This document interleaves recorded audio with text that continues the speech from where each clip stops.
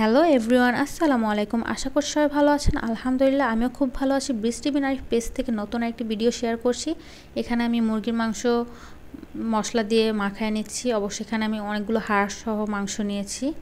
তো এখানে আদা রসুন বাটা, হলুদ গুঁড়া, মরিচের গুঁড়া, তেজপাতা, এলাচ, দারচিনি, তেল, লবণ সব কিছু মিক্সড করে আমি এখন চুলায় বসিয়ে দিব।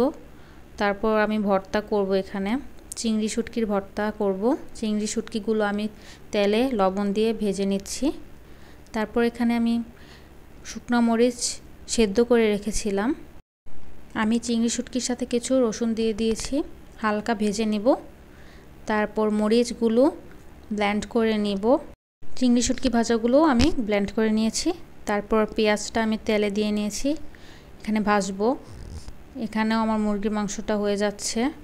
অনেকক্ষণ ধরে আমি রান্না করছি এটা।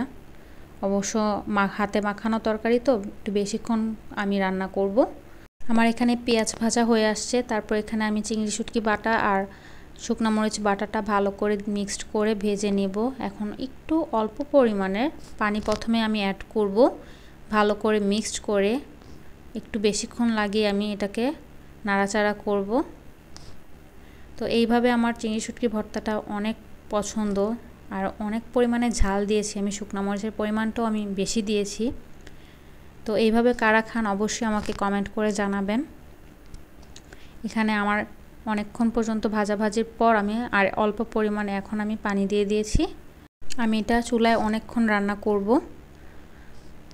আমি মিডিয়াম আঁচে অবশ্য এটাকে রান্না করব, মানে পানিটা একদম শুকিয়ে নিয়ে আসব। তো অনেকক্ষণ নাড়াচাড়া করার পর আমার এখানে ভর্তাটা একদম পানি শুকিয়ে এসে এখন তেল উঠে গেছে। আমি আরেকটু কিছুক্ষণ রান্না করে তারপর আমি এটা নামিয়ে ফেলব। তো আমার এখানে রেডি আমার চিংড়ি শুটকির ভর্তা। তারপর আমি পোলাও রান্না করব। তো পোলাওর জন্য আমি এখানে তেজপাতা, এলাচ, দারচিনি আর পেঁয়াজ ভালো করে ভেজে নিচ্ছি। তারপর আদা রসুন বাটা দিয়ে দিব। পোলার চাল এখন আমি ভালো করে ভেজে লবণ দিয়ে ভালো করে ভেজে পানি দিয়ে দিব। ঢাকনা দিয়ে এখন আমি ঢেকে দিব। আমার যখন পোলাও রান্নাটা লাস্ট পর্যায়ে বলতে গেলে একদম হয়ে গিয়েছে, তখন আমার মনে পড়েছে যে আমি দুধ দিইনি। তারপর কিছু করার নেই, কিশমিশ আর ঘি দিয়ে আমি এখন ভালোভাবে সম্পূর্ণ পোলাওটা মিক্সড করে নেব।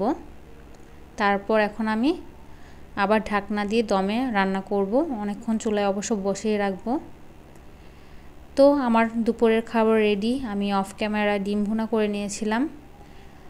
আমার পোলাওর সাথে ভর্তা খুব ভালো লাগে। অবশ্য আমি ভাত রান্না অলরেডি করে ফেলেছিলাম, বাট তারপরে মনে হলো যে না, একটু পোলাও রান্না করি। দেন আমি পোলাওটা রান্না করি। আমার পোলাওর সাথে ভর্তা খেতে খুব ভালো লাগে। তো আজকের ভিডিওটা এই পর্যন্তই। ভালো লাগলে প্লিজ লাইক, কমেন্ট, শেয়ার করবেন। আল্লাহ হাফেজ।